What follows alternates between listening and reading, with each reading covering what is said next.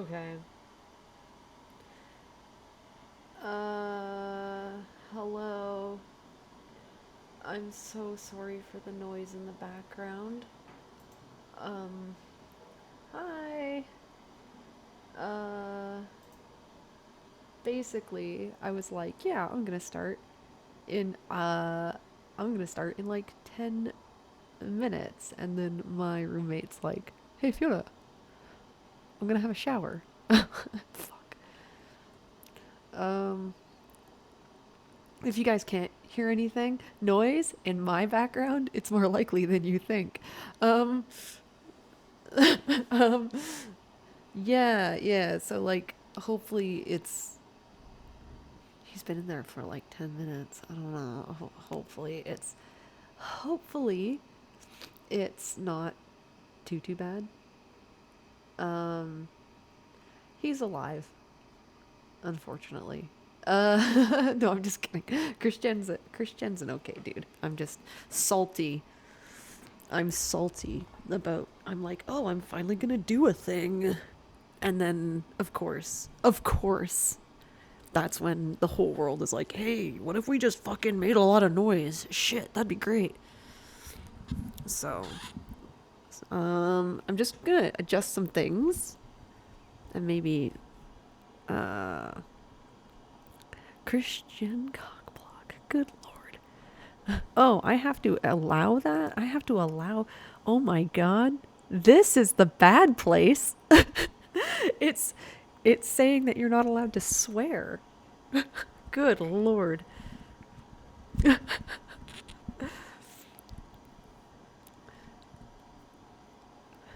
Okay. So just give me a second here. So you guys can kind of see like the podfic thing and whatever. Um, oh, you can say dick. You can say dick, but you can't say cock. That's hilarious to me. Ren's pushing her luck. Just going for it. Go for the gold. Go for the gold. Kakui? Kakui. Okay.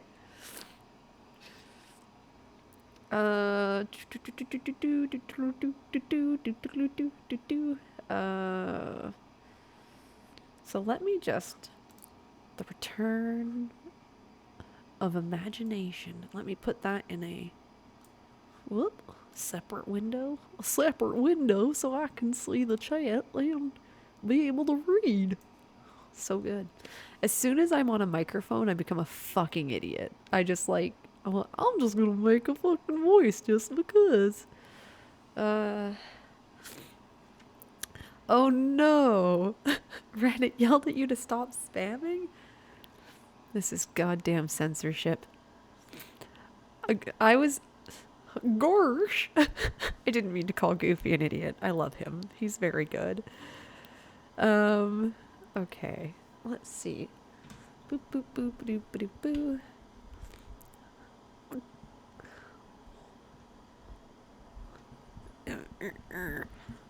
So, it's a little bit of a different setup, obviously, than what I had before, because what I had before was in an apartment in Vancouver, and now I'm in a basement in Quebec, out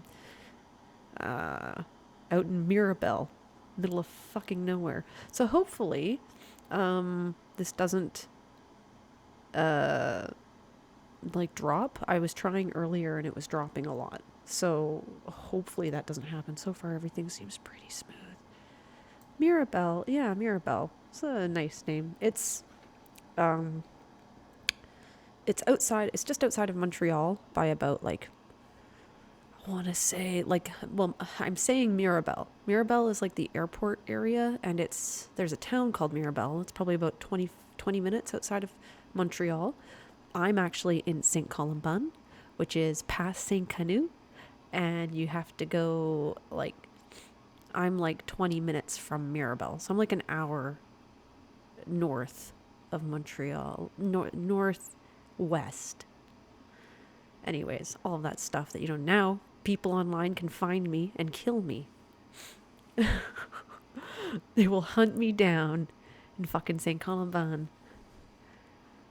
I can't say any of the names, by the way. Saint Canu, Saint Columban. I used to say Saint Jerome, and then they're like, no, it's Saint Jerome. So Saint Jerome, Saint Therese, just stuff like that. And I'm like, I'm bad at this. My French is deplorable, but that's okay. That's okay.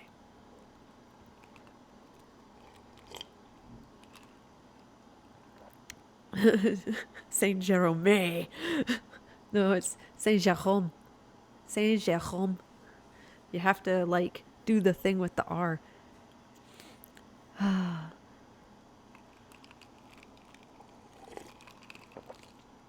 So I have water.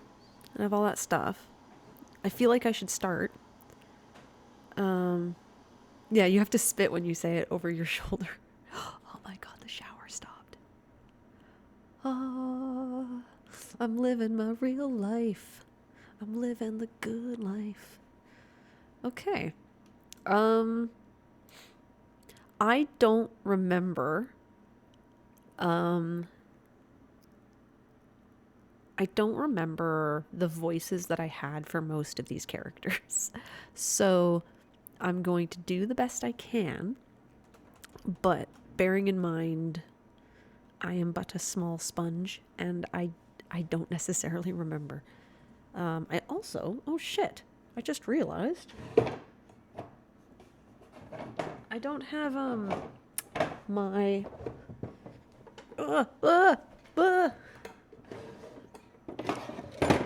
my guard.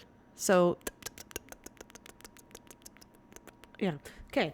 Sorry. Weird ASMR moment there. My guard? I don't know what you call this. I just realized this isn't my microphone. This is a shoe. I don't have my spit guard or whatever you want to call it, my breath guard or whatever on here. So it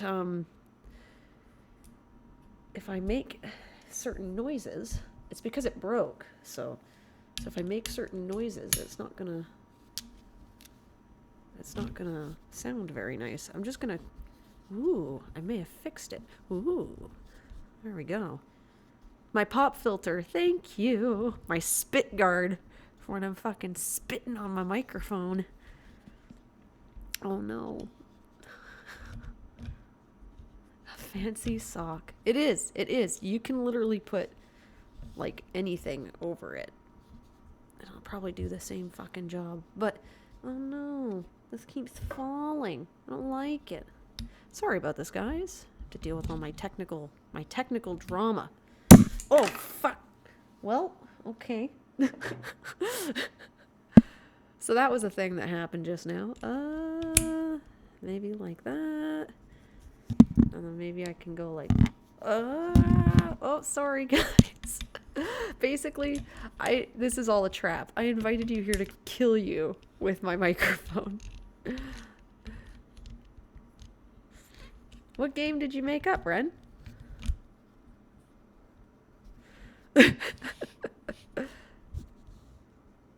Okay. That's scary. Free art monkey paw. Okay. Cool.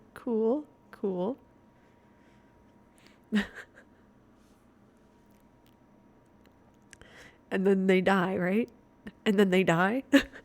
And then they get killed.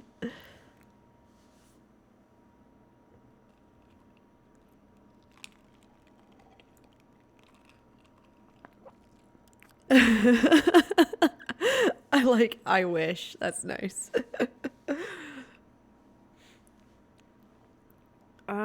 Okay. I think we're good. Oh, I don't know why, guys. I'm always nervous before I start. I'm always very nervous. And my brain starts going you can't do this. You don't know how to read. Which is not true. I can read just fine. So just bear with me. as I try to muddle through and get back into the groove of this. And you know what, Ren? You're not going to serve up a lot of disappointment. You are a very good artist, and you will be fine. You got it. You got this. Why are you nervous? Oh, you want to disappoint them. That's very sweet. In these trying times, we can always rely on Ren to just make things worse.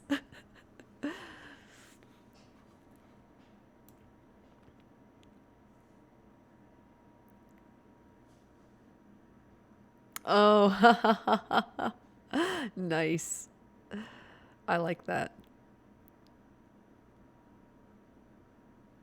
Oh, some maniac is reading your writing. God. That's okay. I'm glad that you tweeted it at him though. I was gonna suggest it. And I was like, "Oh, you should send it. You should send the thing." But then I didn't want to like make you feel weird. So, I'm glad that you did.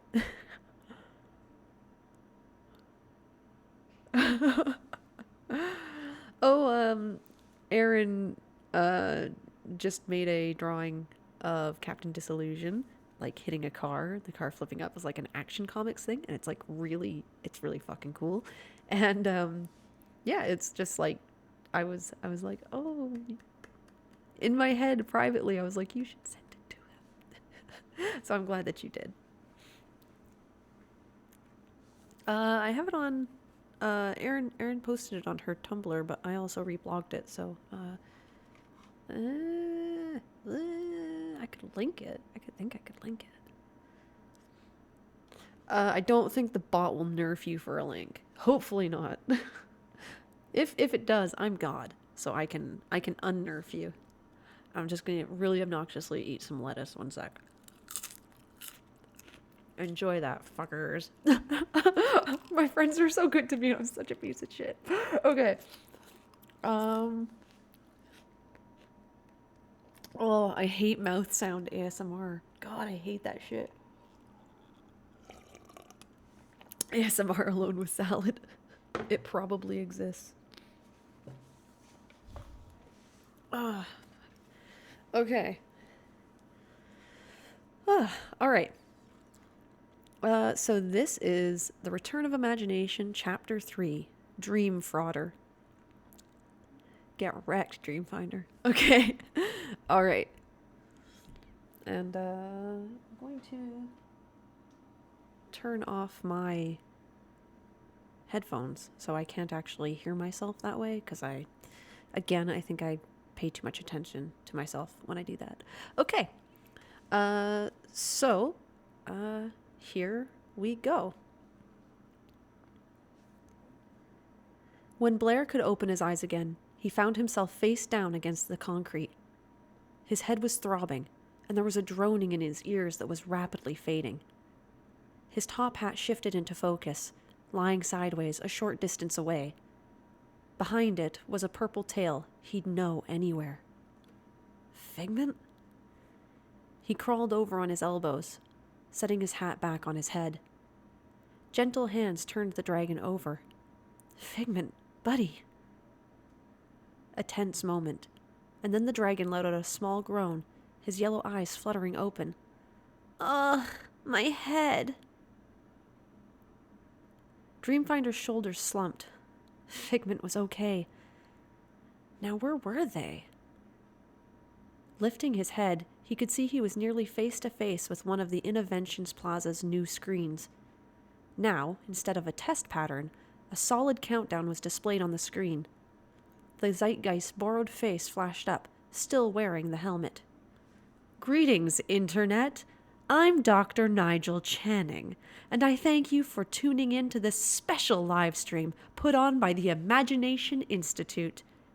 Now, our institution considers itself very secretive, normally only a small portion visible to the guests of the Walt Disney World Resort. But today, we're not just pulling back the curtain, we're ripping it off the rod. So stay tuned for some important announcements, and prepare to see some truths blown wide open.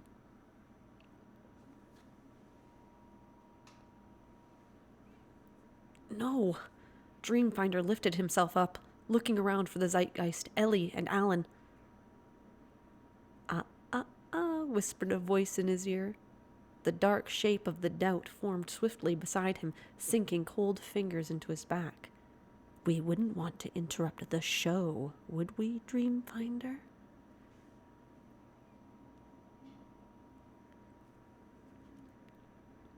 Fighting dazedly into the air, Figment lurched at the looming entity, but a snarky tendril wrapped up around him in a heartbeat and yanked his wings to his sides. As the little dragon was pulled away, still struggling furiously, the Doubt turned and Blair got his first full view of the plaza. The Zeitgeist stood on the steps below the biggest screen, smiling complacently under the helmet, which was sputtering and sparking with white-purple energy. A little way to the side, Ellie and Alan stood in the joint grip of several large, blank-eyed members of park security. "And it appears we have a special guest," grinned the Zeitgeist, as the Doubt shoved Blair forwards. "We all thought he was gone, vanished, disappeared for good, but it seems he was just hiding all these years. If that sounds a little odd, just a smidgen unbelievable to any of you out there, oh, you just wait and see.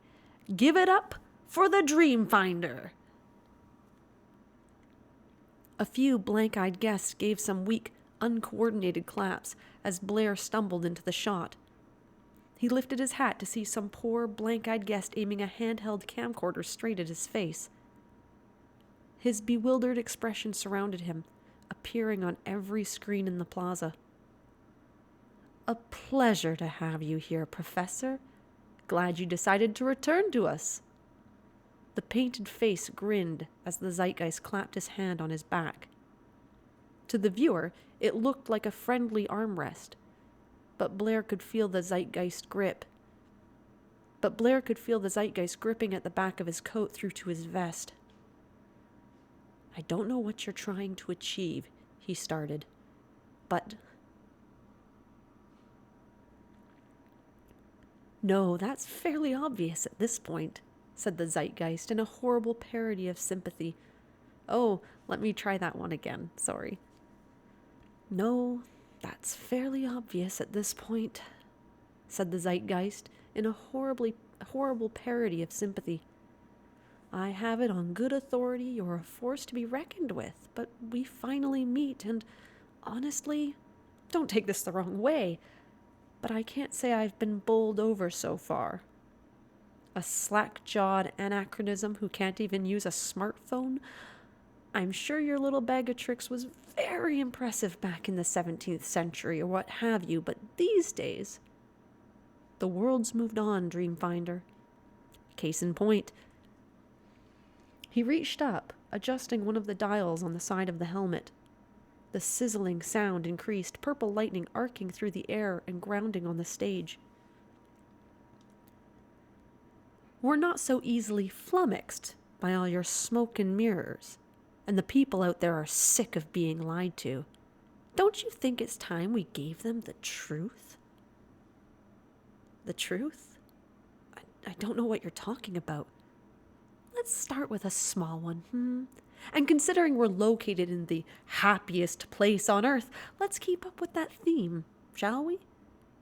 Any Disney park nut will tell you that one of the best foods in the Magic Kingdom is the world-famous Disney turkey leg, but is it really turkey?"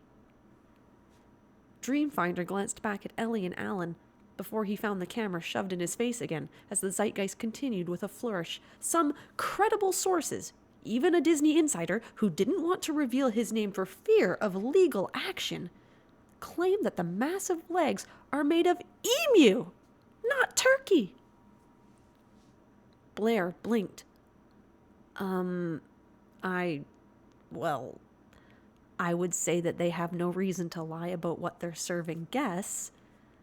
Let's present the facts, shall we, Mr. Mercurial?" The Zeitgeist clicked a button, and an image blinked onto the screens of a Disney turkey leg held by a guest. "These things are massive. There's no way that could be a turkey leg. Otherwise, our Thanksgiving dinners would be huge." The guests all nodded, murmuring nonsense as conducted by Doubt. The fog around their feet grew. I'm going to just have a drink of water real quick.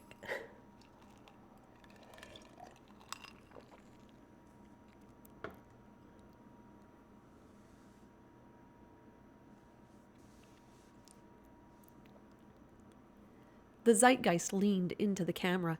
Disney actor and insider Zachary Levi even confirmed this on late night television. If Disney is hiding what they're serving guests who paid their hard-earned money to visit, what else could they be lying about? Silence. Blair could feel himself starting to sweat under his hat. Well, I admit I don't quite know much about emus. The last book I read on flora and fauna was a long time ago. I don't get it, whispered Ellie. Emu legs? Their evil plan was telling everyone about emu legs?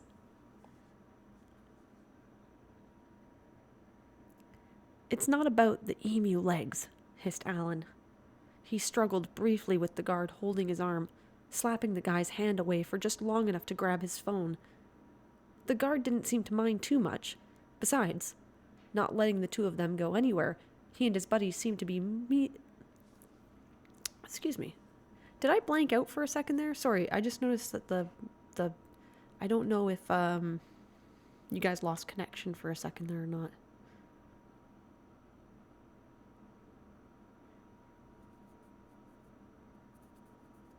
Also say hello to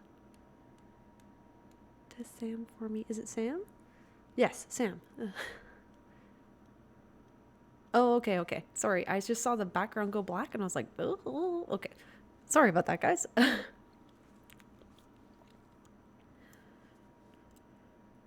Hi, Sam. The guard didn't seem to mind too much. Besides, not letting the two of them go anywhere, he and his buddies seemed to be on more or less the same slow, dreaming autopilot as the guests. It's not... Get off!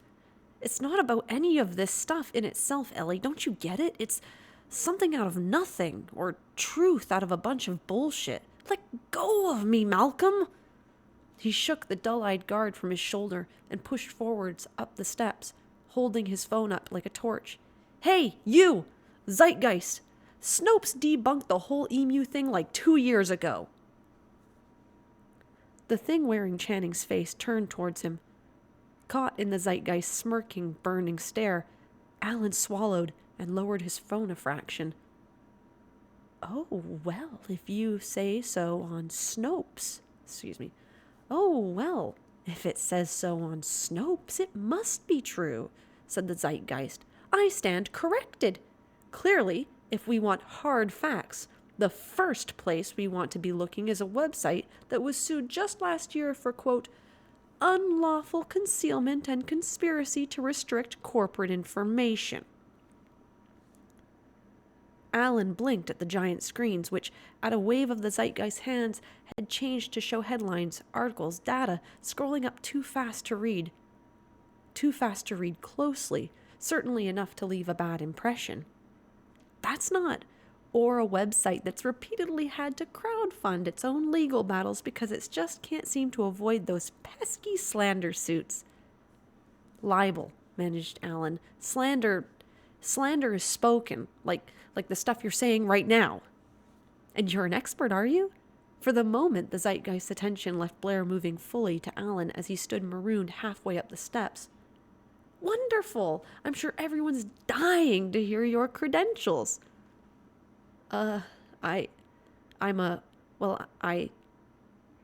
read a lot of blogs. Alan could feel his shirt sticking to his back with sweat. He felt sick to his stomach. The anger was still there, somewhere, the righteous fury he always felt whenever he saw the truth being twisted and kicked around and manipulated to suit the lazy and the desperate and the downright malicious. But the bright, unwinking eye of the camera had him riveted like a rabbit in front of a hungry snake. It was all too horribly easy for him to imagine the hundreds of thousands of people across the world staring at him right now, watching, listening. His own face flashed up behind him across the dozens of giant screens, and he didn't have to turn around to know how he looked. terrified, small, stupid, and so dismissible. The security guard stumbled up the steps to grab him, but stopped dead as the Zeitgeist raised his hand again. No, let him talk. We're all for free speech here at the Institute. Please go ahead. Set us all straight. The Zeitgeist grinned cruelly. The world is listening. Alan made a small noise that sounded more like a small fish being stepped on than anything in English. Although the things he knew were bottled up and blazing in his brain, he couldn't say a word, and with his vision full of the faithless eyes of something that knew he couldn't, with the crowd watching in hazy silence, with the DreamFinder watching him helplessly from the top of the steps, he dropped his head and fell silent. That's what I thought, smiled the Zeitgeist. Figment struggled in the Doubt's hands holding him. With a raise of the Doubt's finger, a tendril wrapped around his little snout, silencing any attempt at his usual inspiring words. DreamFinder wanted to speak up, wanted to say something, anything, to show the world that the person talking was the sharp, clever Alan that Dean had known. But his throat was dry under all the scrutiny. The fog around the ground grew. Just goes to show you, folks. The not Channing's face reappeared on the screen as he smiled at the camera. We here at the Institute know what we're doing. We are scientists, after all. The Zeitgeist climbed up the steps, returning to Blair. Speaking of the Institute, let's pull back the curtain on a secret I simply cannot contain any longer. Now, you say you used to have a stake in the Institute's plot in this very park, correct? The Zeitgeist smiled. It seemed he had all but abandoned exactly copying the chairman's mannerisms, and it made him all the more unsettling. Blair stammered. He could feel his defenses were cracking. This is exactly as he'd feared, the reason he'd disappeared in the first place. He was out of his league, and the Zeitgeist knew it. Well, I did for a time. We'd stop by for visits between our travels into imagination. And what did you do when you were here? We demonstrated imagination, of course, showing how ideas can be stored and recombined. Blair tried to look back to Alan, who hadn't fought as security brought him back to where Ellie stood. Stored? You can store imagination? Yes and no. See, ideas can be taken and stored, using that dream machine of yours that you would parade in front of odd guests. But how does it all work? Have you been taking ideas? What? Blair blinked in surprise. No, I'd never. I get your game, sir. The Zeitgeist interrupted, facing the camera with a flourish. We've been silent about the truth for far too long. You've been stealing ideas, brain energy, if you will, from guests for years. Is that why you disappeared? You thought you could get away from it all scratch-free, didn't you? I didn't. This study, taken only last year, shows a whopping 92% of guests report a whole slew of symptoms of mental fatigue after as few as 5 to 7 hours in the park. Click. Data and text zipped across the screens, paired with photos and schematics of the dream machine. The sort of mental fatigue you might expect from the victims of a mind control scheme dating back decades.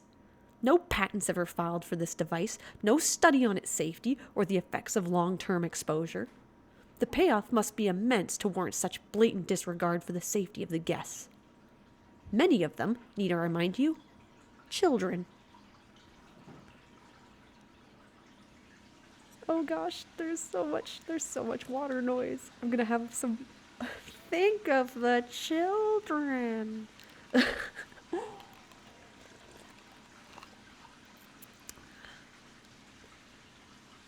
There's water again. I'm so sorry, guys.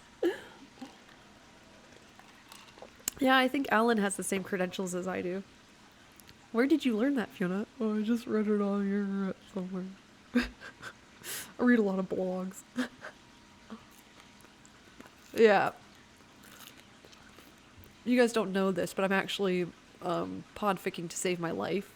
The more I podfic, the less water comes in. So it's like a constant battle.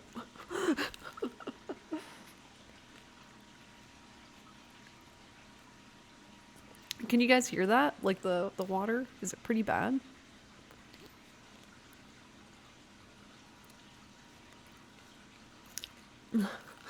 Also, sorry, I'm like chewing right in your ear. Dimly. Okay, so it's not so bad. For me, it's like crashing water. It's really loud to me, so I just assumed it was really bad on your end. Okay. That means I can keep reading and it's okay. Yeah, I'm just gonna have some water. It's not carrot. It's lettuce.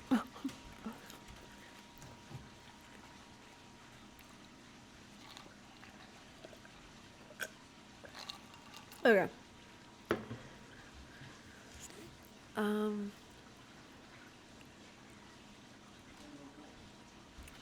Where was I? Oh, there it is. Okay.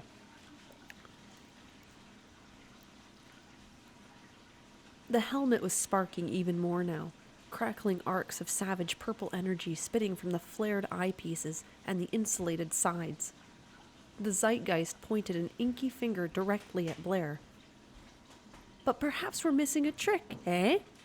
Perhaps it's hardly fair to be interrogating you about all of this. What do you think, Dean? The zeitgeist reached into his, Channing's, suit, pulling something out, and with a flick of his wrist, Dean's old ID card unfurled. The guest with the camera zoomed in, and Dean's nervous grin filled the screens, name clearly visible. Ellie tugged at her captor, head turning to the one screen monitoring the chat feed. New messages were popping up so fast she couldn't even read any of them. To her right, Alan was silent, slumped.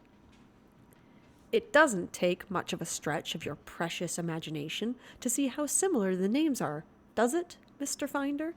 If that is your real name. Quite fortunate that you found a theme park owned by the largest entertainment company in the world that holds story above all else to call your convenient home. Was there ever such a person as Blair Mercurial? Moreover, what sort of a title is DreamFrauder? Quite a choice for an alias, Dean Finder. Ellie could see it in Blair's face. Something was wrong. Figment was still trying, but there was no way he'd be able to break free, at least not in time.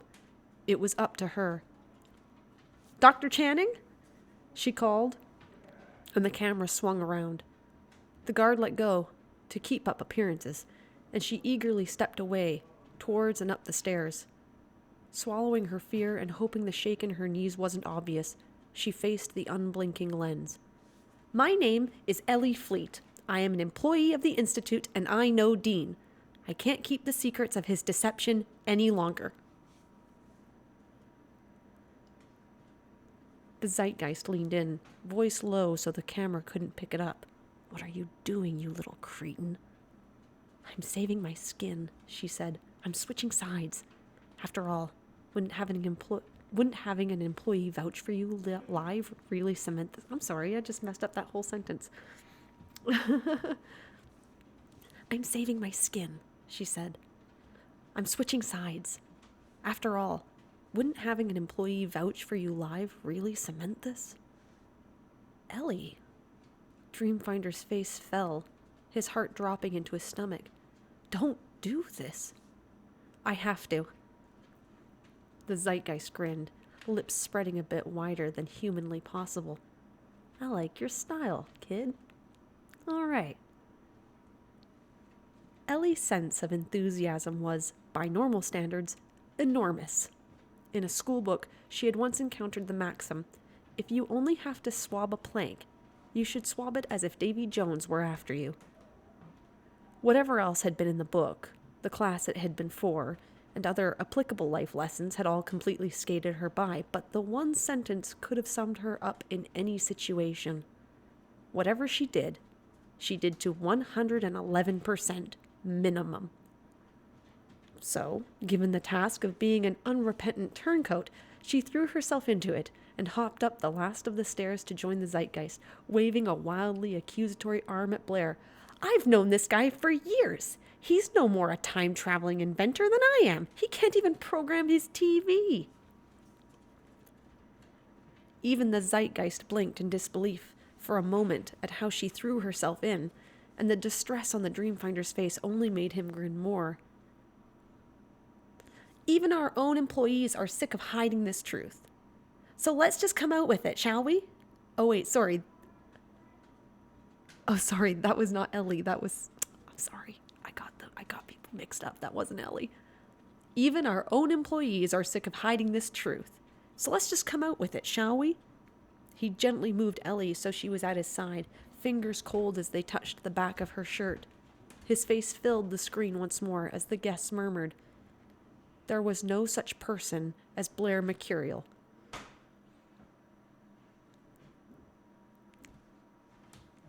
Sorry, I'm trying to figure out who... Sorry, I'm having a moment. I don't know who's talking. There was no such person.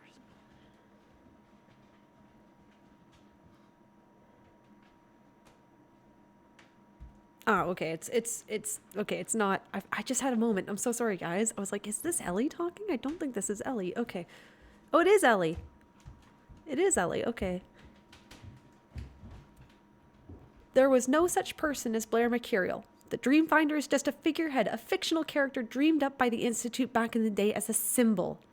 Stick an employee in a fancy costume, have him parade around with his pet dragon to the delight of the only demographic that could be fooled, 3-year-olds. Blair was about to speak up, but he stopped as he took a step forward. His knee almost gave out under him. Dreamfinder? Figment asked softly.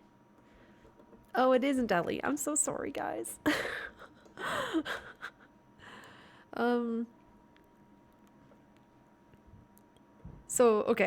Okay, I'm gonna go back. I'm gonna go back then. There was no such person as Blair Mercurial. The Dreamfinder is just a figurehead, a fictional character dreamed up by the Institute back in the day as a symbol. Stick an employee in a fancy costume, have him parade around with his pet dragon to the delight of the only demographic that could be fooled. 3-year-olds. Blair was about to speak up, but he stopped as he took a step forward. His knee almost gave out under him. Dreamfinder? Figment asked softly as Doubt's bone-white teeth turned into an inhumanly wide grin. Yes. Do it.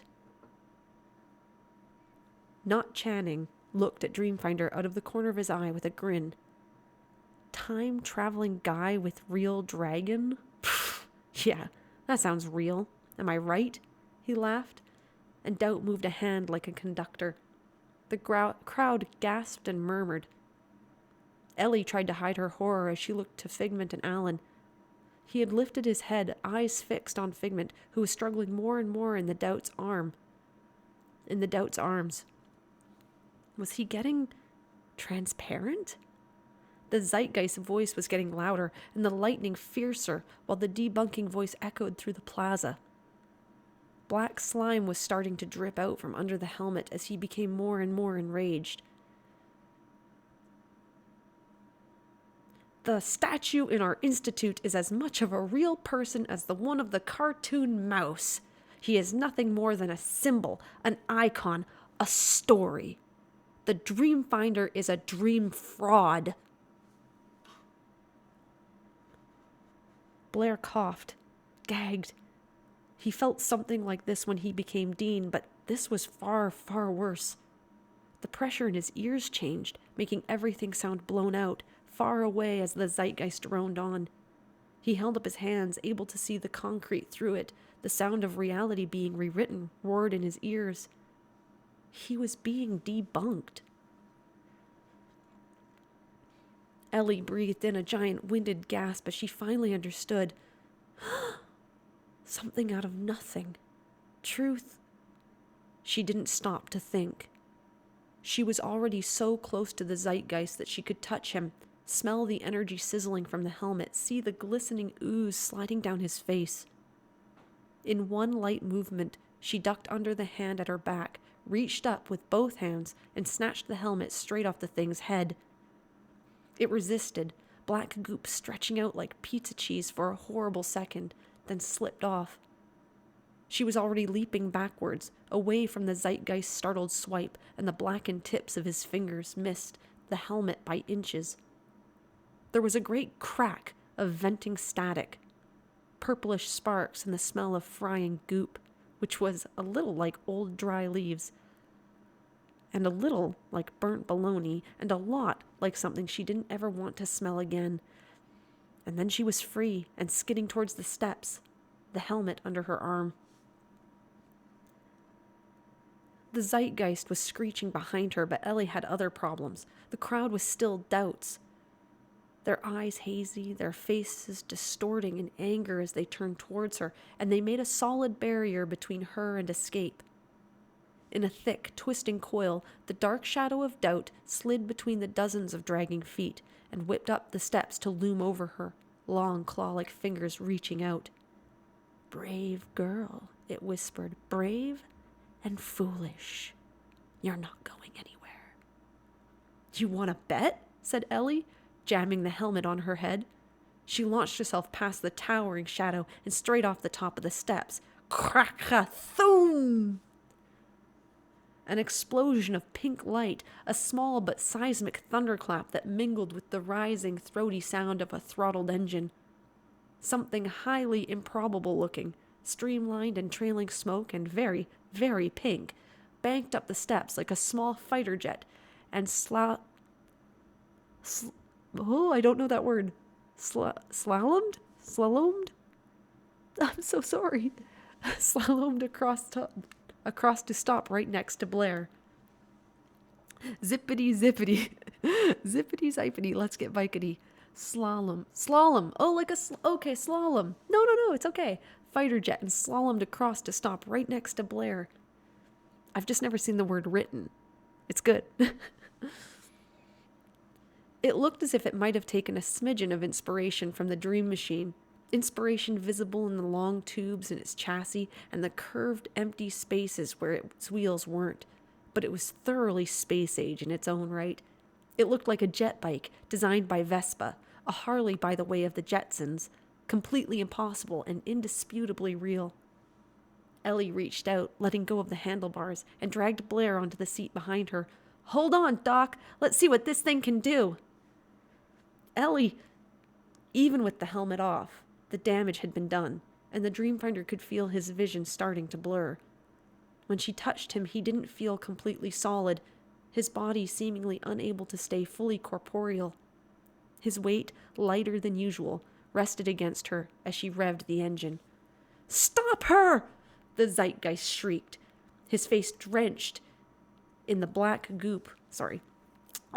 His face drenched in the black goop, looking like a nightmare.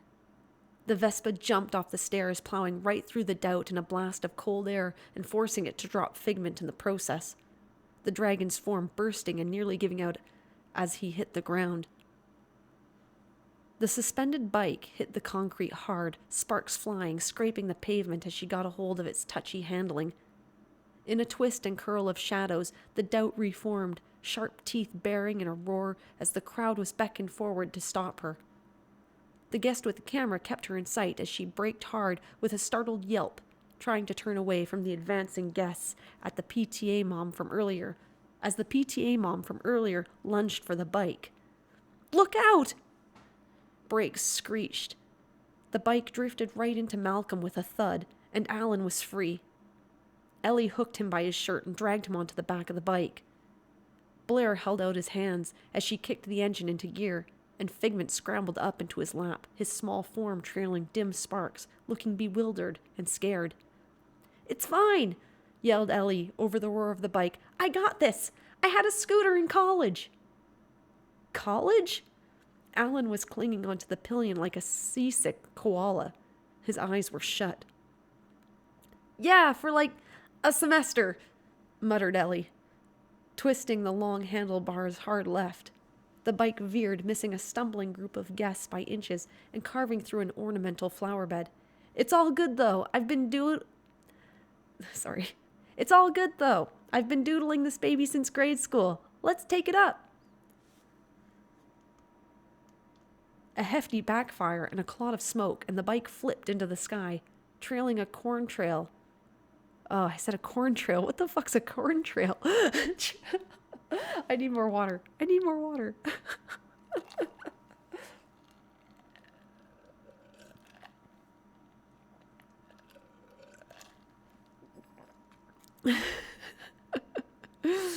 Heroes in a corn trail.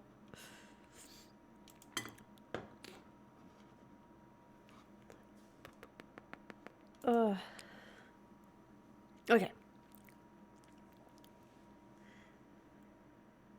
A hefty backfire and a cloud of smoke, and the bike flipped into the sky, trailing a contrail thick enough to drive any conspiracy theorist wild. Ellie leveled off sharply and banked around the great globe of spaceship Earth, giving the eerie green mist below them a worried look before twisting to look over her shoulder. Dreamfinder? Blair? Are you okay? No, he reported in a strained voice. Figment crawled up onto Ellie's shoulder, and she felt no weight. Blair, please hang on. His tiny claws cupped Blair's face, trying to get him to look at him. They could all practically see Alan through him as Figment tried his best not to cry. I just got you back. We can't disappear like this. I'm sorry, Figment, Dreamfinder managed. I'm sorry I left you behind.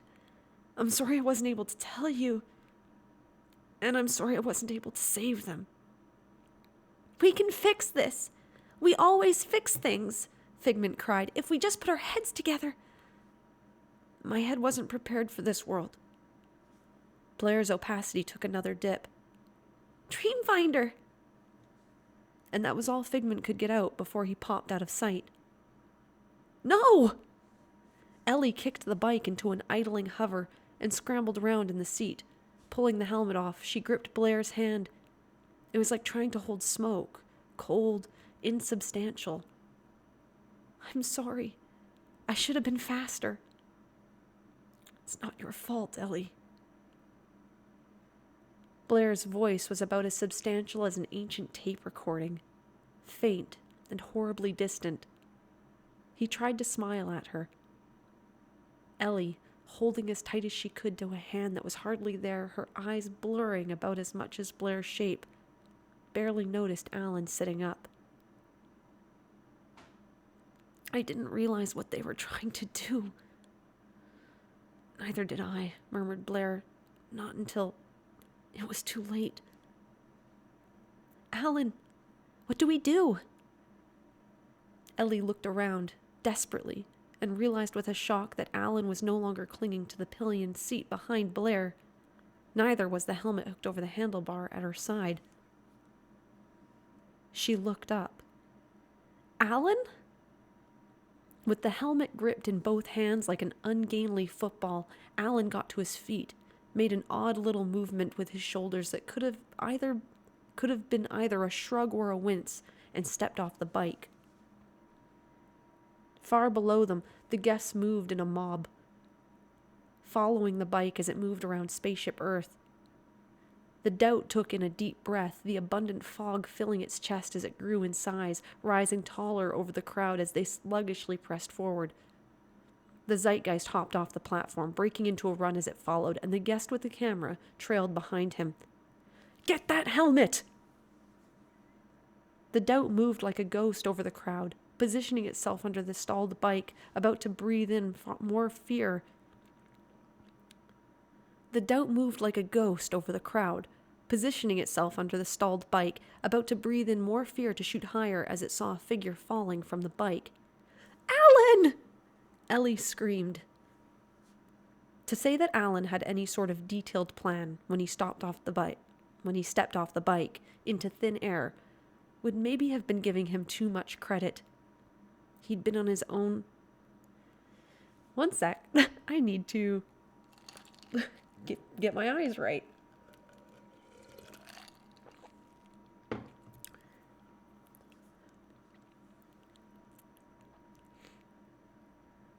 To say that Alan had any sort of detailed plan when he stepped off the bike into thin air would maybe have been giving him too much credit. He'd been in his own little world ever since the zeitgeist had shut him down so effectively. A very unpleasant little world, orbiting around the miserable knowledge that he'd completely failed to be of any help to DreamFrauder, the cause of objective truth, or basically anything whatsoever. The sea of green fog closed around him as he plummeted, and he started to experience the sorts of sensations any person in the middle of falling nearly 200 feet without a parachute might naturally feel. Terror, extreme regret, and the fervent wish to not be conscious when he hit the ground. He fumbled with the helmet, nearly losing his grip on it as the slipstream tried to drag it out of his hands. It occurred to him that this was a very stupid way to die, maybe even more stupid than the one time he'd tried to get a cheap crane shot for a short film in college and nearly broken his neck falling out of a tree. It also occurred to him that the painfully loud noise in his ears was, in fact, his own voice screaming. With barely 20 feet to go, with his fingers going numb in the freezing updraft, he finally managed to ram the helmet onto his head. Far above, Ellie scanned the mist below her desperately for any sign of Alan as he fell, only to fall back, shielding her eyes against a supernova of red and gold light that erupted below her. The sound of the explosion was a second delayed, a terrific crack of thunderclap that shredded through the fog. The Doubt slammed back against the side of spaceship Earth, pancaking across the angled surface like a fistful of black silly putty hurled at a wall.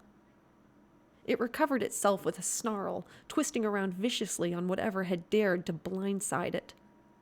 Whatever, whoever it was, in the place where Alan should have been, was human. Perhaps. More or less. There was no sign of a crazy contraption like Ellie's bike or anything small and whimsical like Figment. Just someone with Alan's height and build, but not his slouch. Someone who touched down neatly on his feet at the center of the plaza, as if he owned the place, straightening the lapels of his bright yellow jacket with black-gloved hands. Although the helmet hid most of his face from the nose up, everything underneath looked as if it was made from some kind of silvery chrome. Ellie dared to drift her space Vespa lower, squinting at the person standing where Alan would have been as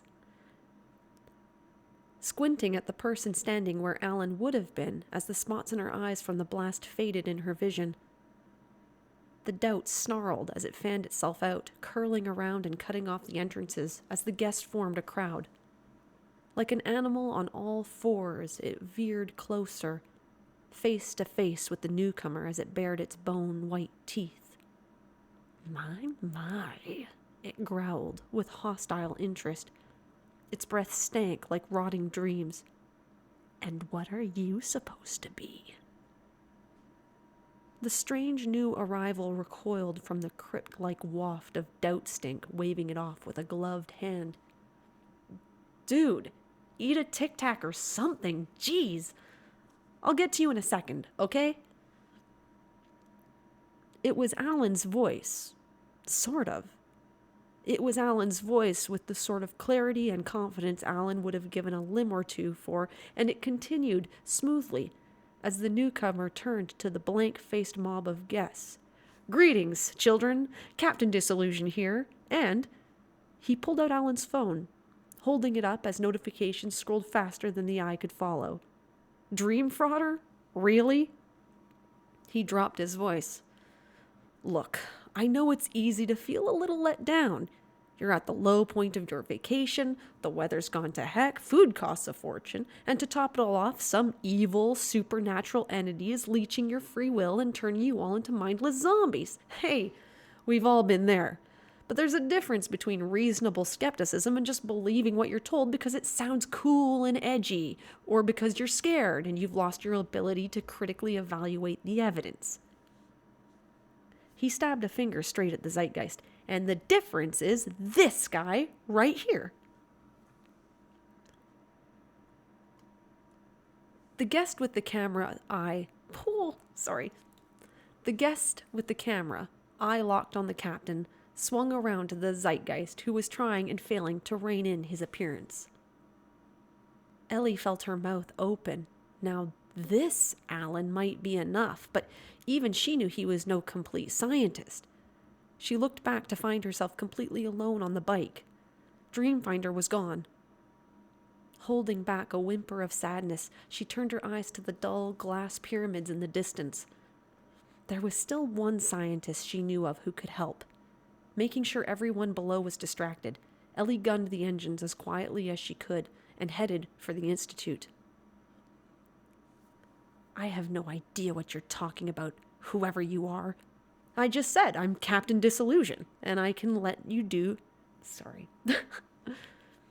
I just said I'm Captain Disillusion, and I can't let you do crap like this. He waved around vaguely. Any longer. You want to debunk? Let's debunk. The captain grinned. He snapped his fingers. With a sharp gunshot-like thwack of energy, the giant screen across the plaza changed, quickly followed by all the others in a waterfall of flickering images. The captain looked mildly taken aback for a second, then rolled right with it. The helmet on his head began to hum. Just for a warm-up, let's look at the emu thing. We're talking about the company that'll gouge you $3 for 16 ounces of water, literally the same bottle that'll cost you 45 cents in a pack from Walmart. If you really think they're going to be charging less than $12 for a massive chunk of a meat that goes for $30 a pound wholesale, you don't know Disney. Plus, have you ever seen an actual emu? No, you haven't. But the other people... No? Sorry, I keep saying that as a question. No, you haven't. But other people have, and they took photos, and they allow us to prove that despite the misconception that they're like fun-sized ostriches, these demon birds stand up to 2 meters tall. If those drumsticks really were emu, you'd need the biceps of a pro wrestler and Hollywood star Dwayne "The Rock" Johnson to carry them around. Something beeped. The captain rolled up a sleeve to reveal a bright red and silver device with a small screen that was flashing, urgently, on and off. He hit it with a thumb, and an arc of light sliced up into the air and opened out to display a sharp, three-dimensional hologram of a wireframe human getting kicked in the neck by a wireframe emu, complete with helpful measurements. I mean, I could show you the FDA regulations which make it extremely illegal to sell meat from one animal labeled as meat from another, but the simple publicly available consumer data that proves the turkeys we eat at the Thanksgiving are usually smaller hens, while these massive things are from male turkeys, specifically bred for their size. But who really cares? The important thing is the emu story is just that, a story. And now I'm hungry. He hit the little screen again, shutting the hologram off with a blip. For facts. The giant screen changed as he turned towards it, flashing up a giant image of the DreamFrauder in Figment. The rest of the screens followed suit. See, what people never seem to realize is that two half-truths don't make one indisputable fact, no matter how hard you try to jam them together. They just make two kind of shitty half-truths, and they make you look dumb if you try to argue otherwise. The captain shrugged. As a great man once said, you can argue black is white all you want, but it's your own fault if you get yourself killed on the next crosswalk. The crowd murmured, and the zeitgeist looked sharply to Doubt, who was trying to get them back under their complete control once more. I like that. And now I'm hungry for facts.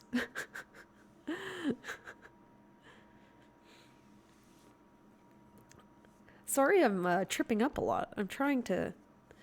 There's a lot of characters and there's a lot of like switching who's doing what or whatever. I love playing Ellie. Like I love reading Ellie's stuff. She's a lot of fun. And I like CD, I just don't have his voice. It's very hard. It's like, oh, how do I say this? Well, thank you. I love Ellie. I love all of them. They're all so good.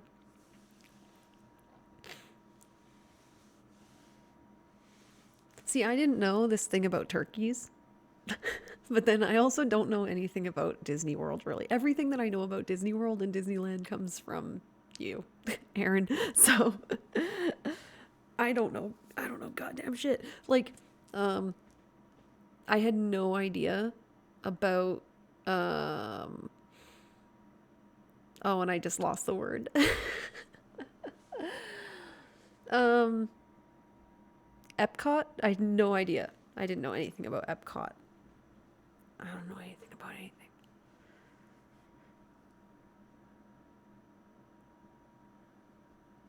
Yeah, he is a dumb wordy boy. Yeah, the way he says things is a very specific way, and it's very rehearsed, but not in like a fakey sort of way, but it's rehearsed, and you have to kind of know what you're doing going in. Oh no, Sam terrifies me. She will teach me. I've just never been. I've never been to Disney World or Disneyland. I've never been to a theme park. Sorry, I'm eating more lettuce. Sam is scary. Sam is scary. Your guys' energy is scary. Both of you.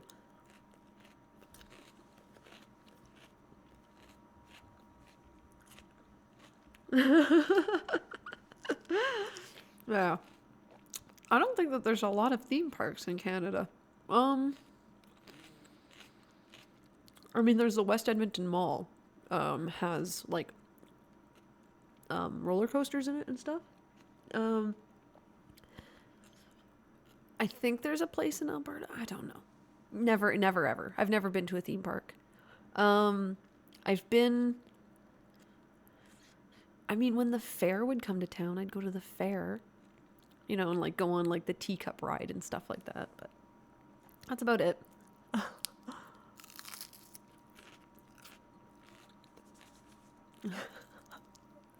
The absolute outrage.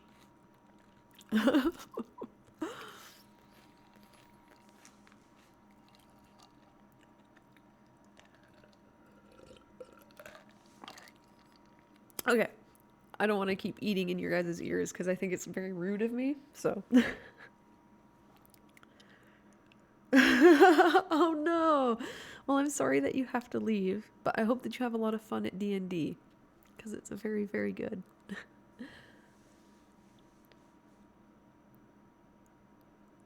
Yeah, it's like when Bugs Bunny just eats a fucking carrot and you're, or no, it's when Taco.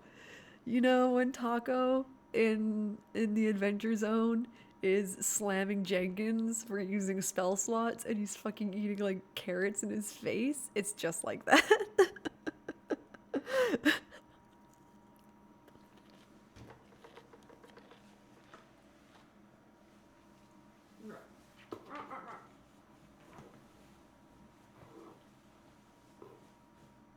I'm also gonna grab a blanket to wrap around my legs because it's cold. It's cold. It's really not that cold. It was like 12 degrees today, which is super, super nice. But, or I think it was 12 or 14. Very nice out. Very, very nice. But the basement still gets cold. Ugh. Okay. Okay. Yeah, it's kind of nice. It's better. It beats the fucking. The other day I was like, "Oh, it's 5 degrees. It's really nice out." And Aaron's like, "What? That's terrible." Okay. If you guys want to grab something, you can grab it now or whatever, because Aaron's gonna go grab something. So, Ren, if you want to grab something, that's okay. Oh.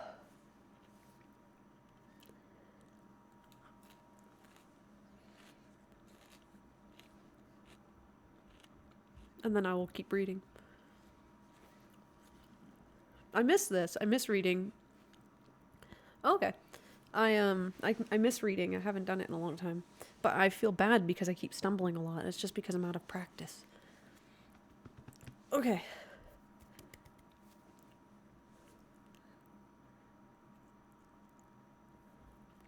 All right, here I go. I don't necessarily feel bad. I get embarrassed when I stumble and stutter. Okay.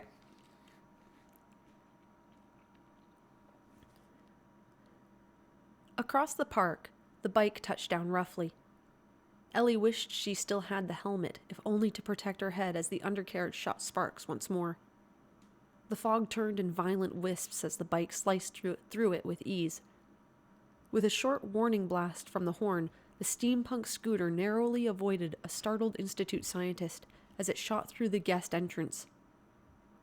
The sole of Ellie's shoe skimmed the floor as she took a hard right, rocketing down the hallway before she gunned the engine upwards. It was only after she reached the second floor that she realized she'd only made the jump because there was a cavernous empty space where DreamFrauder's statue had been. Leaning into her handlebars, Ellie took another sharp turn. By sheer luck, she spotted a scientist up ahead leaving Dr. Channing's lab. Giving the engine one more kick, she blew open the double doors and pumped the brake. She turned the bike to slow it down and came to a stop. Every scientist in the room turned to her with hazy, faraway eyes. Hi, she said. I'm here for Dr. Channing. No one said anything. Not the dripping, gooey, evil one? Ellie brushed her hair over her eyes in an imitation, wiggling her fingers. The real one. The actual one. Still no response. You know him. British, flyaway hair, not constantly dripping black ooze. You can try all you want, but they're not going to listen, said a defeated voice with an equally defeated British clip. Dr. Channing, I would do a British accent, but I'm afraid I'd fuck it up. Dr. Channing! Ellie jumped off the bike, and the meager staff parted to reveal a metal structure that looked like some sort of human-sized bird cage. Said bird was the one and only Dr. Channing, eyes wide in disbelief. Hold on a tick. You're not all zombified? No, I'm not. Oh wait, I said sorry. Hold on a tick. Hold on a tick. That sounds wrong to me. Anyways, okay, hold on a tick. You're not all zombified? No, I'm not. I'm here to get you out of here. Ta-da! Channing somehow looked even more worried. Now let's get you loose. Ellie reached for the latch. Stop! Channing squeaked, holding up his hands. The cage is electrified. Those things locked me in here before they went gallivanting off to do God knows what to my yacht. In his fervor, Channing had reached to touch the bars, but a sharp warning spark nipped that in the bud. All right, so it appears this is some sort of zero-energy field. Channing focused back on Ellie. Meant to block out any electro-communications while sealing me in. Not sure if it was on purpose. We should be parallel resistors, but I seem to be the higher of the two. Perhaps if we find a way to overload the RFI with a surge or... But I suppose any electrostatic discharge would be ineffective. I think Brainard was toying with magnetic fields. Perhaps if we can generate a charge enough to counteract the... He stopped when he realized Ellie was staring at him blankly. You're just one of the cast members from the park, aren't you? Yep. Channing pinched his brow and let out a sigh. Hey, Ellie said, her eyes following a cord that trailed from the cage to a boxy hunk of metal. Maybe if I pull that switch, it'll shut it off. No, don't! The metal lever moved down with a heavy thunk, and Channing squeezed his eyes shut. But nothing happened. He opened his eyes as Ellie undid the metal latch, and the cage opened. Right. Good. Guess that works too. Channing straightened his lapels, stepping from the cage. Now, if I may ask, how come you are still up and about and not... He glanced warily at his staff, who had all become glued to their phones in the meantime. Like them, for lack of a kind word. Oh, the Dreamfinder broke the spell on me. Channing froze. What? Oh, yeah, he's back now. Well, he never really left, but he has now, and it's a long story that I'm sure he'd love. She glanced back at the bike, and her shoulders droop. He'd love to tell you if he was here, but that's why I need you. The Zeitgeist basically just poofed Blair out of existence, and maybe if we prove he is real, he might come back. Channing was silent for a good long moment. His expression seemed to go through a rather confusing and emotional face journey before he gathered himself. I have just the thing. Yeah, Channing is very prim and proper and very strict and very rule abiding, and then you have Ellie, who's like, I'm gonna do it. Ellie's just like pure bouncy happy energy, and she's Ellie.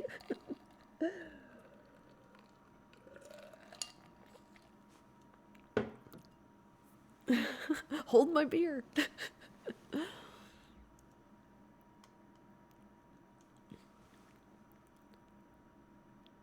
The doubt was struggling. Resistance was a fairly new, rare phenomenon, as far as it was concerned. Everyone and everything through the infinite worlds had a touch of doubt in them, and while it was there, it could dig and creep and entrench itself. Like weeds forcing through concrete, it could always find a way. The crowd had been easy, a gray clump of minds all held in the same clammy grip. None of them could resist on their own, and together they were a bunch of stupefied mice in a cat's paw. It had all been fine, better than fine, as its old enemy was unmade, gloriously defeated, right in front of all these human eyes and minds.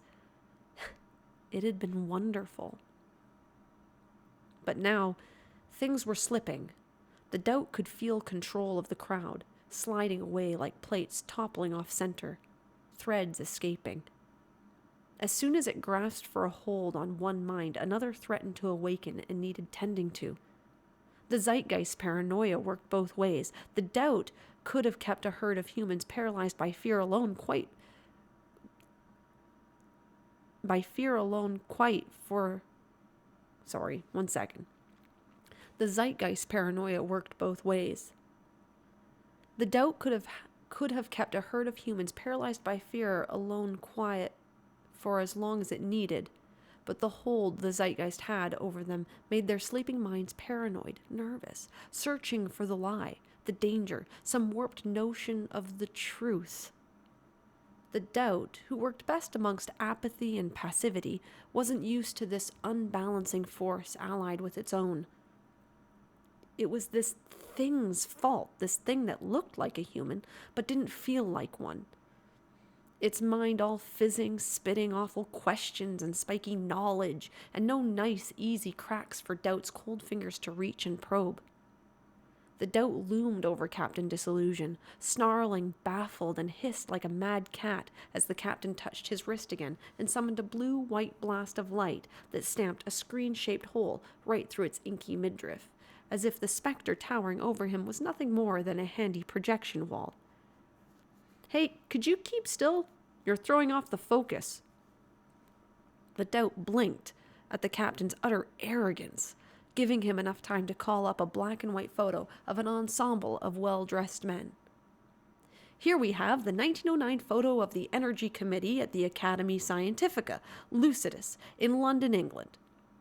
The captain tapped the device, and the photo zoomed in on a man standing in the back, the only one smiling, his glasses giving off a slight glint, and even in black and white one could see his hair was brightly colored. "Look familiar?" The Zeitgeist scoffed, folding his arms. "That doesn't prove anything. I could probably Photoshop myself into that picture, too." Either way, the doubt quivered as its job grew harder.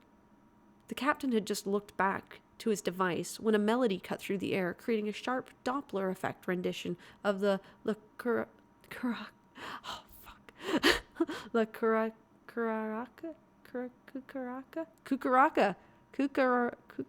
Yeah, okay, sorry about that. Doppler effect rendition of La Cucaraca as Ellie's bike careened into the plaza. Channing shrieked as the bike narrowly avoided a screen and burst through the shrinking doubt in a gust of cold air. "Would you stop that?" it screeched as Ellie pulled to a stop inches away from Captain Disillusion and the Zeitgeist. "Greetings, Captain," she beamed, more than aware that the guest with the camera had its eye trained on her now. "I brought in an expert for you, the real Dr. Nigel Channing." The crowd gasped, and when the doubt pulled itself back together, it was significantly smaller. The Zeitgeist froze, and Channing cast his double the nastiest look he could muster as he hopped off the bike, too indignant at the spirit to notice the nervous shake in his own legs. "The one and only," he affirmed. He was holding a small document-sized metal box to his chest. "And I have absolute proof." "Oh, come on," protested the Zeitgeist. Although it seemed to be giving him increasing trouble, he managed to draw the slipping disguise of Channing's form and face together again. It was almost right and altogether wrong at the same time, an uncanny twin that smeared and hazed and hurt the brain to look directly at.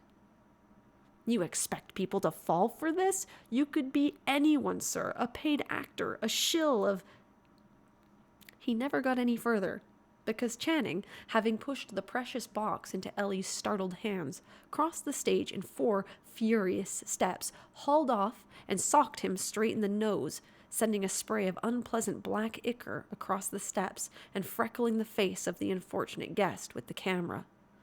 "That's for messing with my institute," snarled Channing, shaking out his black splattered knuckles as the Zeitgeist recoiled, gasping, holding his unraveling face. "Thank you," he added, politely, taking the box back from Ellie. Excellent timing. It was hard to tell if the captain was referring to Ellie and Channing's sudden arrival, or the punch.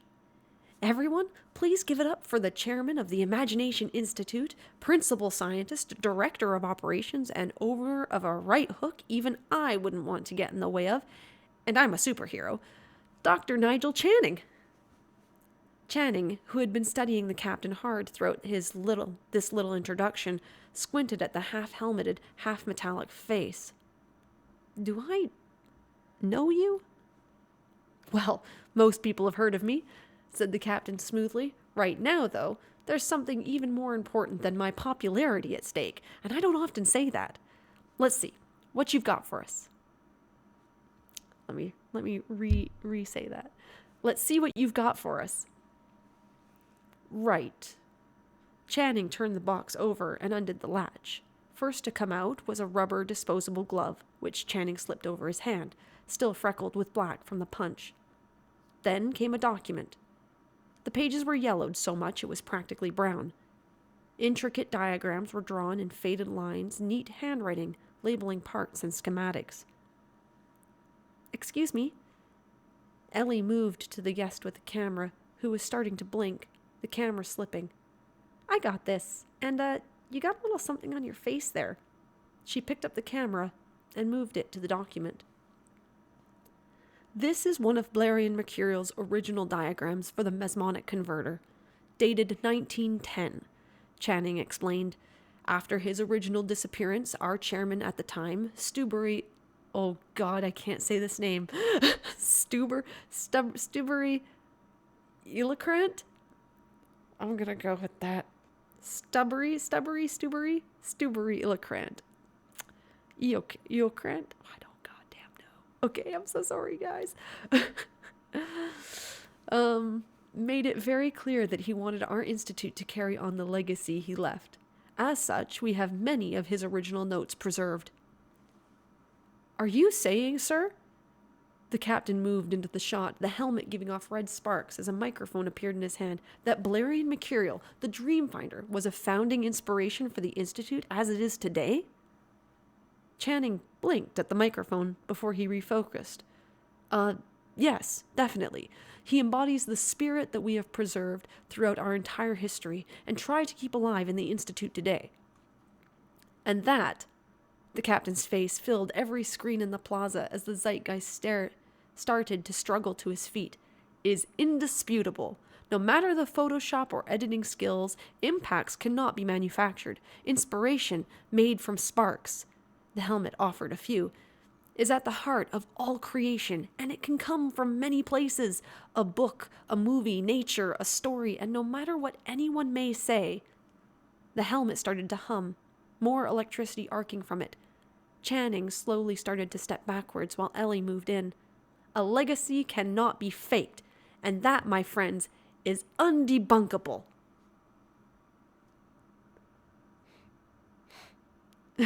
He's kind of a dick, so I can just say it. I can just say his name however I want. Michael might take that on board. Just be warned. Michael might be like, I'm very happy to say, oh, I'm about to say his name however. I'll just get it wrong every time. It's fine.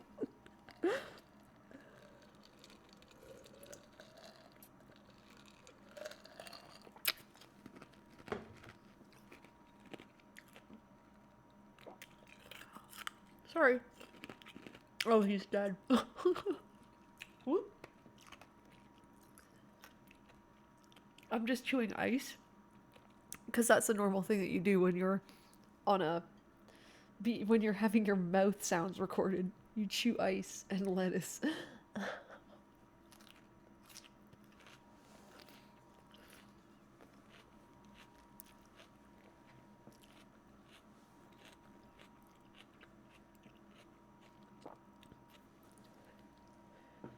Ice chewing ASMR, God. It's so upsetting. It's so upsetting. Thanks. Do you too want to know what it's like to have the sound of lettuce being eaten directly in your goddamn ear?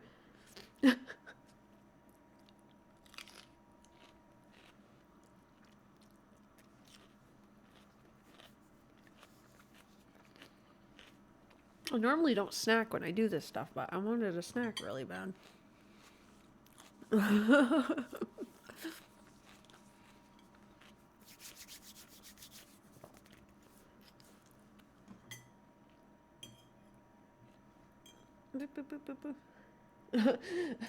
I don't even get a monthly consideration. I do this for free, and you bastards enjoy it. I'm just kidding. I do this for free, and you bastards better love hearing my goddamn. If I want to eat lettuce on my stream, I'm fucking. I have every right to. I'm not a funny man.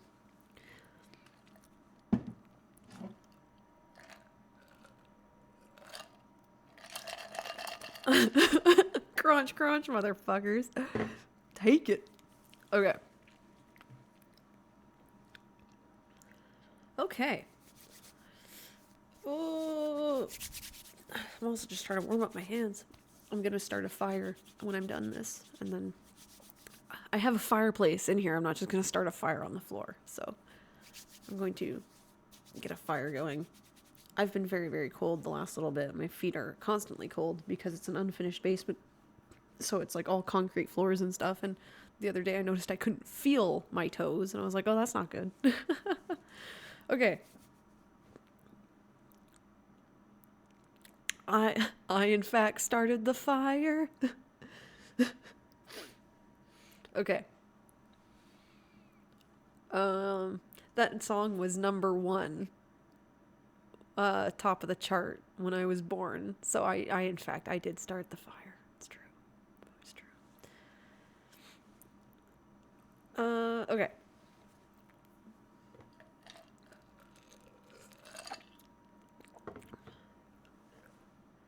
Nodding. No, do. Okay. Not existing wasn't exactly peaceful. DreamFrauder was a restless spirit, seemingly unable to stop moving no matter how hard he tried to stay still. It felt almost like it had when he'd been falling into the nightmare nation, what felt like a lifetime ago. Something stirred as it struck him that was a sentence he could say. He couldn't see his surroundings. It felt like what happened whenever he closed his eyes. Phosphine patterns of incomprehensible light drifting past, but unable to be focused on. The black, unregistering darkness was endless, eternal, with no up or down or sideways. It just was. And then suddenly he could see. A small pink light, barely a glimmer and flickering like a dying candle in a wind tunnel. It was pink, drifting about aimlessly, as if it knew it could go out any minute. Dean tried to speak, but he couldn't get his mouth to open. So Blair did what he was good at. He thought. The glimmer of light stopped, then sharply listed to the left. Could it hear him? The Dreamfinder thought harder. Rainbows, trees, blimps, the concept of laughter, birthday cake. The glimmer was frantic now, flitting side to side as it became more and more active. Dean summoned all his strength, all his mental capacity to move. Forwards, advance, progress, closer. Slowly, the glimmer was getting nearer. There was a voice in the distance. A legacy cannot be faked, and that, my friends, is undebunkable. Blair was getting nearer, faster. The glimmer was growing brighter, more solid, and the Dreamfinder could feel his hands. The thoughts needed to keep coming. Eyes, big, yellow, steer, horns, love, purple, figment. He reached out for the spark, cupping it in his gloved digits, and held it close. I'm sorry I left you behind. I'm here now. There was a flash, an overwhelming warmth that made the feeling in his forming limbs buzz with energy. He opened his eyes. Oh, take care, Ren. Enjoy your food coma.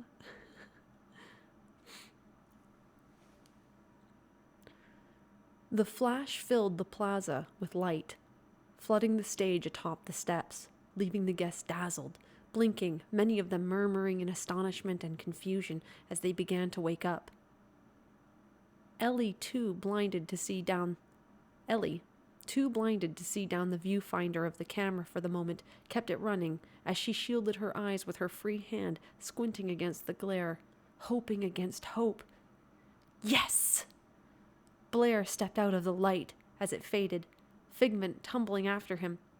Both were blinking dazedly, and as Figment clung to his shoulder, Blair put out a hand and grabbed Ellie's arm as she ran to him, held on for a moment, as if apart from needing a helping hand to steady himself with, he needed to know that his own hands were tangible, real. Now that's what I call solid proof, said the captain, pulling off the helmet as the last grounding sparks fizzled and died around them.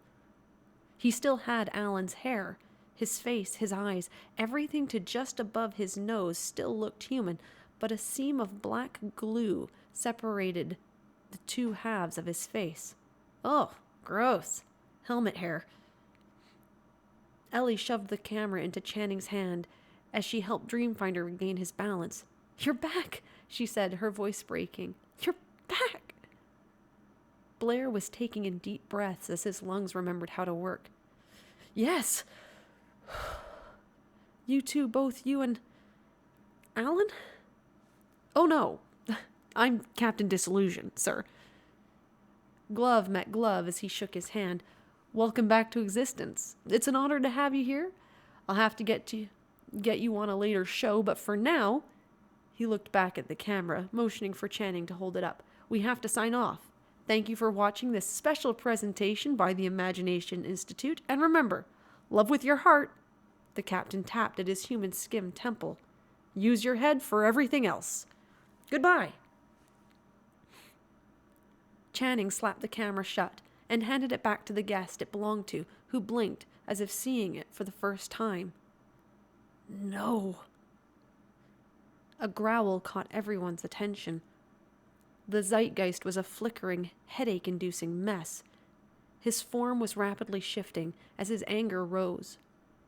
One moment it was Ellie, another it was Alan, before seeming to swerve back to Channing. "Who the hell do you think you are?"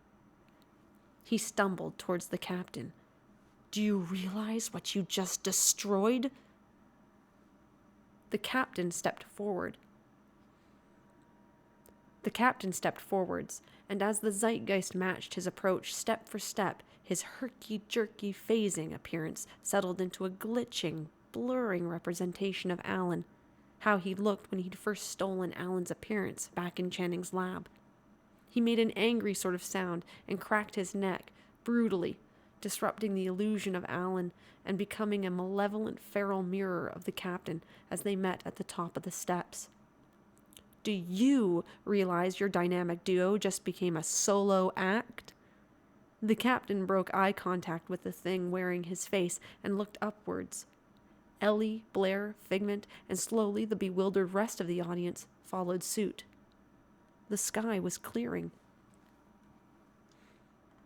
"After all," he shrugged, forcing himself to look back at his enraged double with a grin, "I have to admit, once I reach my conclusions, there's usually no doubt."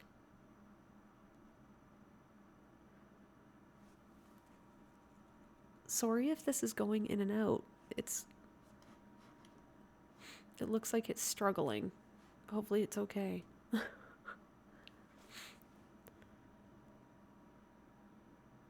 The zeitgeist clenched his teeth, looking as though he was about to explode. He was becoming aware of the stirring guests around them, and how Channing and Blair both were staring at him. "This isn't the end of this," he said in a deep, phasing rendition of the captain's voice. With that, he seemed to disintegrate into pieces, the breeze sweeping them away with the clouds, as the bright Florida sunshine returned, shining even as it began to dip towards the horizon. The last of the green fog was drawn away with the wind.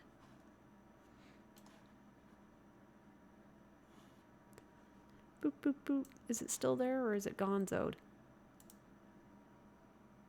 It says it's fine. Okay. Sorry, it says that it's having trouble, but I think it's okay. So, okay. Okay.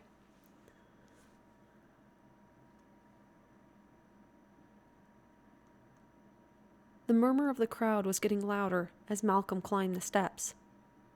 "Dr. Channing?" Channing's face snapped to an expression they all knew well as he put on his public guise. "Ah, yes, hello. Terribly sorry about all this. If you could just check on the guests for us, it would be greatly appreciated." He locked the document back in its box and set it down. Thank you, people in security. Thank you. You people in security really are wonderful. Now, if you don't mind," he looked back to Blair, "I have a brief but pressing matter to attend to." As Malcolm limped back down towards his fellow security guards, Channing watched him until he was quite sure he was out of earshot, then turned around on Blair, who saw him coming and looked a bit like he was thinking of making a run for it. He had taken the helmet back from the captain, and as Channing reached him, he stood holding it to his chest as if he wished it was bigger, perhaps the same size and shape as a riot shield. Figment landed on his shoulders, half hiding and half nuzzling reassuringly against Blair's neck. "Where," started Channing in a stifled hiss, "on earth have you been?" "It's..." Blair glanced helplessly at Ellie, who gave him a supportive double thumbs up. He half smiled. "It's complicated." "It's complicated?" "Yes. Why am I not surprised?" "Oh yes, that's right, because it always is with you, isn't it?" I don't know why I suddenly went into Dr. Channing having an accent when I didn't do it the entire time. I'm so sorry. It's complicated. Yes. Why am I not surprised? Oh yes, that's right, because it always is with you, isn't it? Channing put his fingers on his temples and breathed. I I'm not gonna do an accent. I don't think I'm good at it. You know, I did mean what I said just now. I know bloody well what people say about me. Old corporate Channing, not a creative bone in his body, the man who took the imagination out of the Imagination Institute.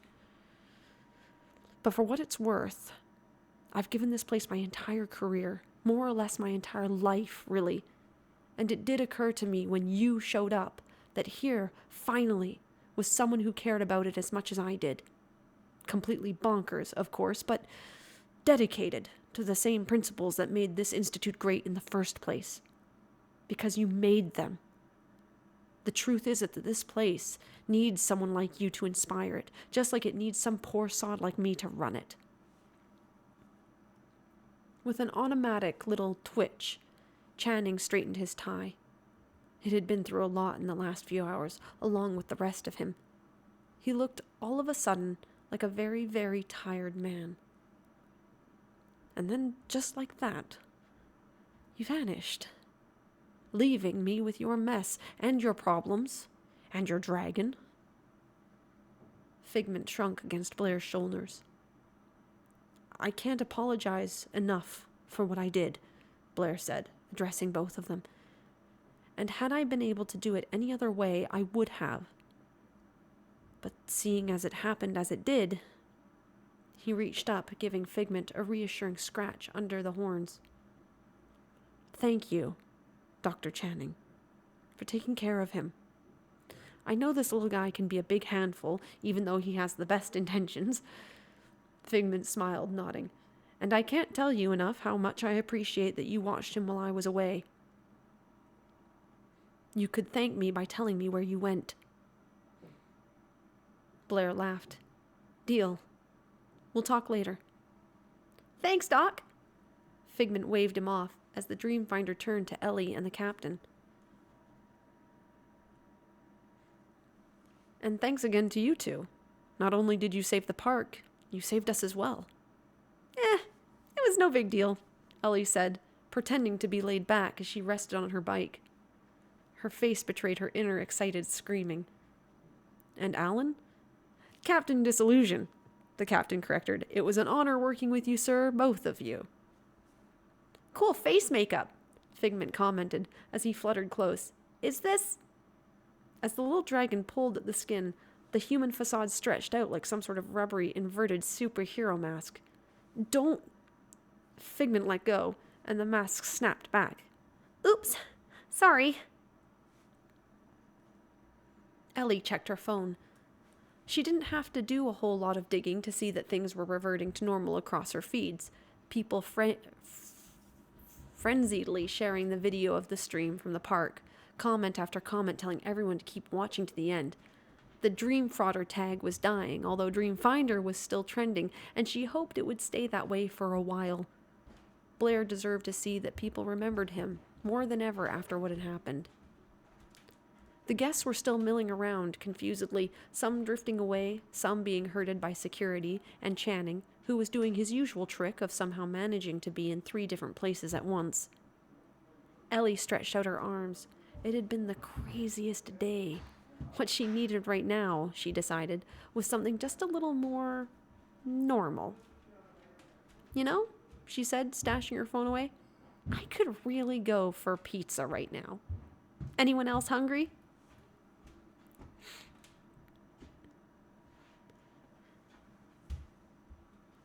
I got a half sausage, half pepperoni, the waitress said as she set the pizza down, and an order of breadsticks.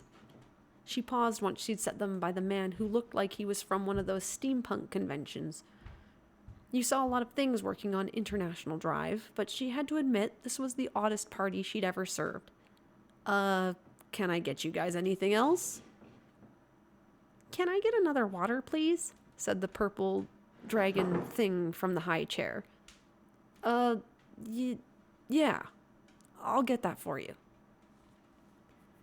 Ellie was already helping herself to the pepperoni side before handing the spatula to Blair. To his right, the captain was choosing a breadstick. So, she said, I guess... Now what? Well, The Dreamfinder heaped a slice onto Figment's plate when the little dragon offered it. Normally, I'd be itching to get back out there. Figment and I have so much out there to discover. Ellie tried to hide the slump in her shoulders. But, oh, thank you, Captain. He took a breadstick before passing the basket. The dream machine might need more repairs. The dream machine might need more repairs, and Dr. Channing gave me a stern warning about what would happen if we took off again. Disney is probably going to want to hear from us exactly what happened. Regardless, I think we should stay for a while. He looked between Ellie and the captain. What do you think, Figment? I agree, 100%, the Spark said between bites of pizza. Plus, Dean has a lot of loose ends that I'll need to clean up.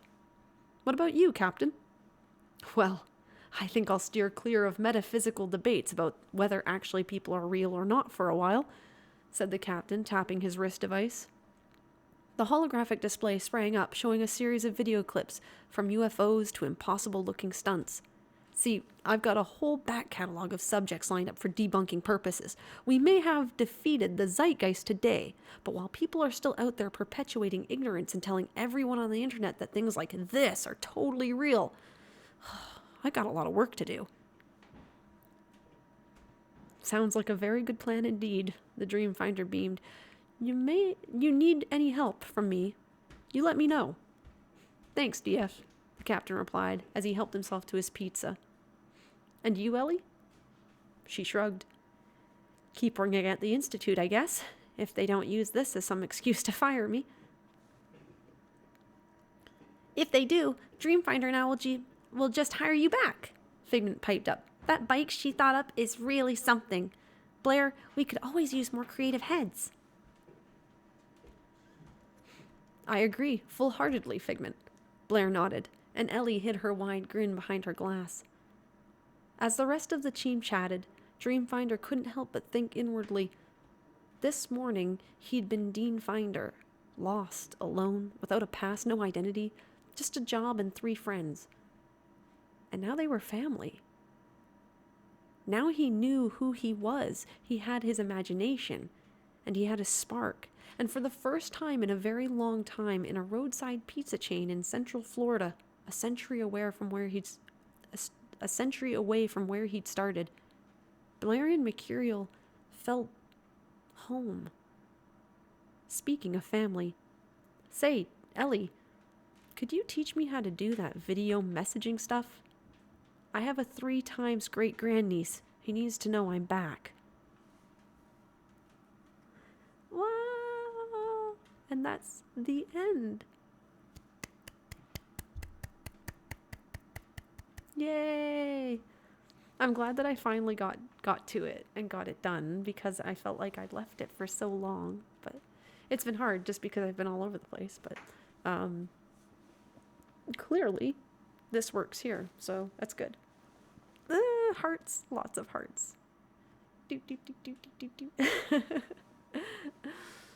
do. Tears in eyes. What I'll do is I don't think there's anybody else left in the chat. I think it's just you and me. So what I'll do is I will end the stream. I'll download it and I'll send it to you if I'm able to. And then we can chat if you want, if you feel up for it. Okie dokie.